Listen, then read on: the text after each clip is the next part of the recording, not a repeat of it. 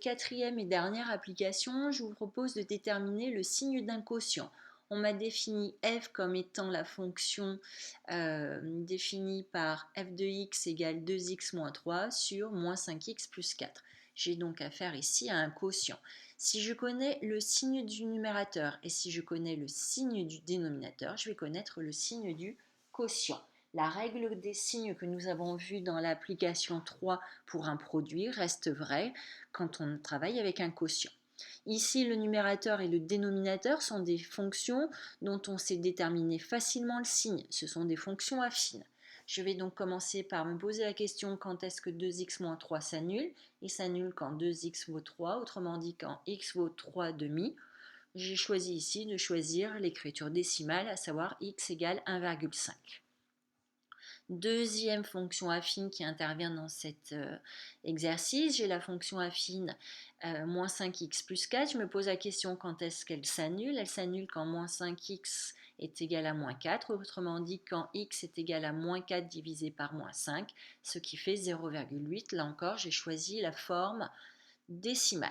On va donc avoir deux racines à positionner dans notre première ligne. C'est coincé entre moins l'infini et plus l'infini, c'est rangé par ordre croissant, rencontre donc d'abord 0,8 et enfin 1,5.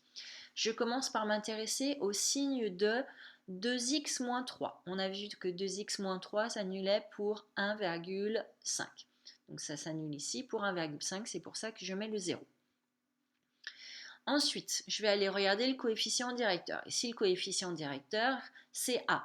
A est strictement positif, j'ai donc affaire à une fonction qui est croissante. Comme elle est croissante, je vais avoir avant l'endroit où ça s'annule la fonction qui va être strictement négative. Donc entre moins l'infini et 1,5, il n'y a que des moins.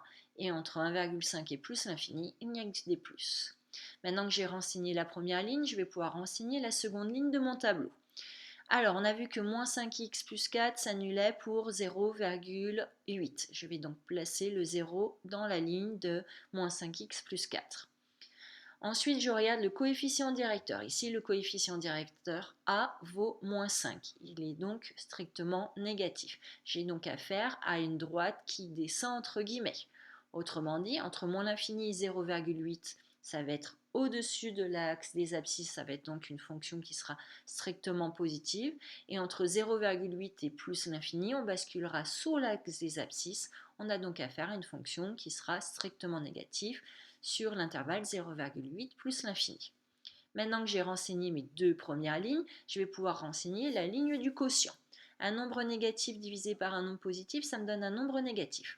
Un nombre négatif divisé par un nombre négatif, ça me donne un nombre positif. Un nombre positif divisé par un nombre négatif, ça me donne un nombre négatif. Je regarde ce qui se passe en 1,5. 0 divisé par quelque chose, ça me donne 0. Je regarde ce qui passe en 0,8. En 0,8, j'ai un nombre divisé par 0. Ah, c'est impossible de diviser par 0. Donc ici, il va falloir que je mette une double barre dans la ligne de signe de f de x.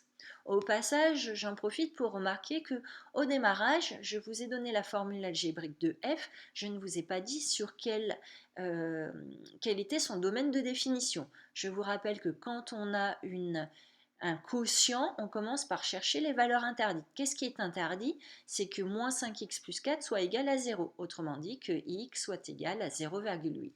La fonction f, elle est définie sur R privé de 0,8. C'est pour ça que dans cette ligne-là, il y a une double barre en 0,8.